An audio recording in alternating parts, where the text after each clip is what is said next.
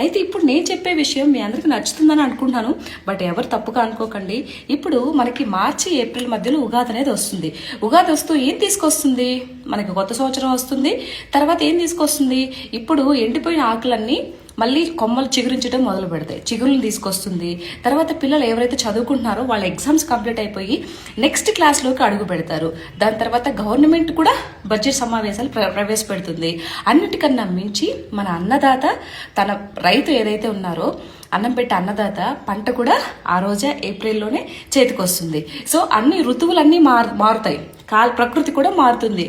So ఇవన్నీ మారినప్పుడు అప్పుడు మనకు ఉగాది వస్తుంది. అది మన కొత్త సంవత్సరం. దాన్ని మనం సెలబ్రేషన్ చేసుకోకుండా ఇప్పుడు ఎవడో ఇంగ్లీష్ మొదలుపెట్టిపోయిన దానిని ఎందుకంత ఓవర్గా ఇది చేస్తున్నా నాకు అది నిజంగా అర్థం కావట్లేదు. తెలియక ముందంటే ఓకే, తెలిసిన తర్వాత కూడా మారాలి. మన పండగ, మన తెలుగు సంవత్సరం వచ్చేసి ఒక్కటే, అది ఉగాది.